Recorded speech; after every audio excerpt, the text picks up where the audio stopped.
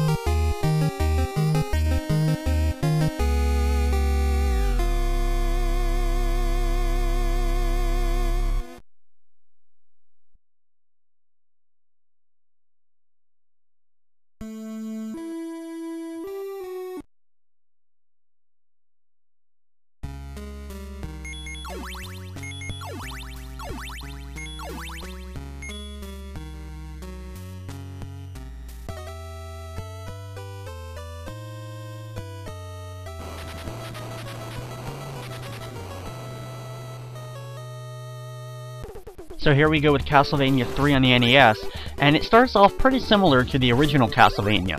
You have a little opening area where you can gain some power-ups to your whip, as well as pick up your first sub-weapon in the knife, and pick up some extra hearts.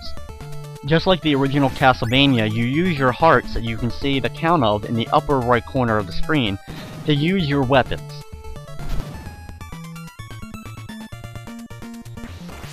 We will be using, of course, mainly the whip throughout most of the game, but the sub-weapons will come in handy, especially in certain areas, as well as some of the sub-weapons that the other characters can get.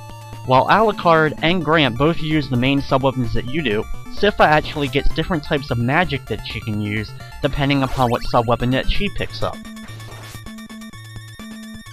You can easily see just how impressive the graphics were at the time of this game's release. Just looking at the background, especially in this church area, always reminds me of just how special Castlevania 3 was.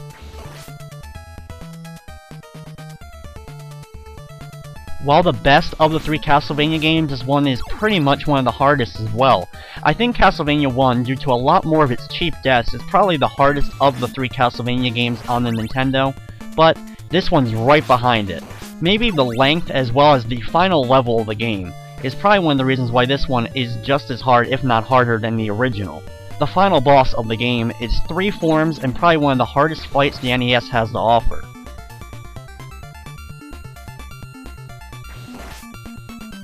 These platforms are a staple of the Castlevania series. If you're not familiar with them, usually you're going to see them throughout this game and other Castlevania games with flying enemies around, because what happens is if you jump on them or get knocked back onto one, they end up flipping, which can cause you to fall through the platform. Sometimes you will also see variants of these, including ones with spikes on the bottom of them, so that when you jump on them, the spikes rotate and are now on the top. I just grabbed the cross item there, which instantly destroys any of the enemies on screen and is very useful, but they never seem to be in any place that's really helpful half the time. The breakable walls from the first game return, usually containing a health item for you, so that if you get beat up, you can gain a little bit of your health back. You'll find out very quickly that even though a lot of the enemies are only going to be killed in 1 or 2 hits, those same enemies sometimes can kill you in only a couple of hits as well. The damage ratio on some of the later enemies is just ridiculous, taking away 4 or 5 pieces of health in one single hit.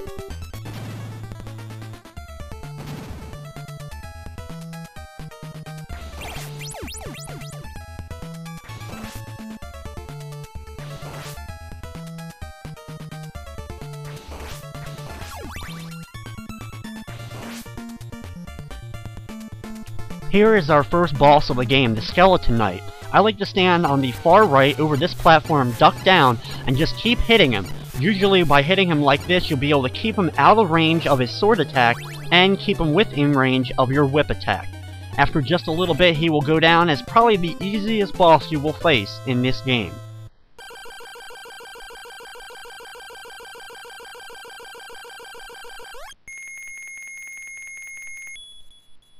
After the completion of the first stage, it's time for our first branching path of the game. Now what this branching path will do, you can either go straight to the Mad Forest level, which is on the bottom, or you can take a detour into the Clock Tower. Now the Clock Tower is home of our first friend that we can actually get to join us, in Grant. He's located in a transformed version of himself at the top of this Clock Tower. If you choose not to go to this clock tower, you'll actually go right to the Mad Forest, which is where we end up anyway, after completing this level, except we end up a little bit farther into the forest than if we just went straight to that path. I'll be showing that little bit extra later on. Now the clock tower is a kind of another staple of the Castlevania series, and you're actually going to see another one later on in Dracula's castle. The clock tower full of winding gears that spin in different directions, either clockwise or counterclockwise, and usually big enough so that you can actually jump on them to get to other platforms. It takes a little bit of maneuverability in order to get through those without accidentally falling off of it, and sometimes your jump, if you wait too long, you'll end up not being able to hit it, and you'll slip off the side and fall into a pit.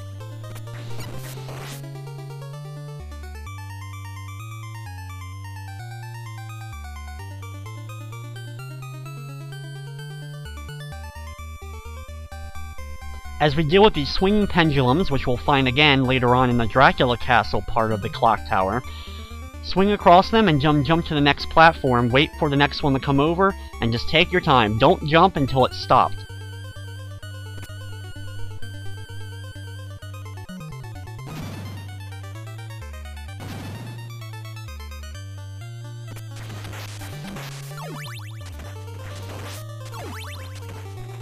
When in here, jump onto the big gear, wait for it to take you over to the other side, and just as you're making the turn to go into the downward slope of it, that's usually where I like to make my jump.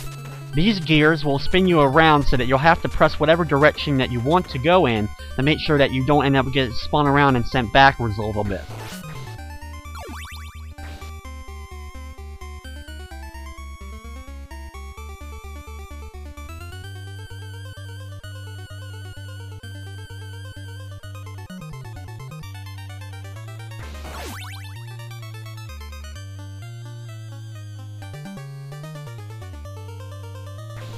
The Castlevania series loves to give you flying Medusa heads anytime that you have to get ready to make any kind of jump over different platforms. They just love putting them there to knock you in the pits. Another giant gear. Once again, wait for it just to go onto the right side slope, and then make your jump over to the next platform.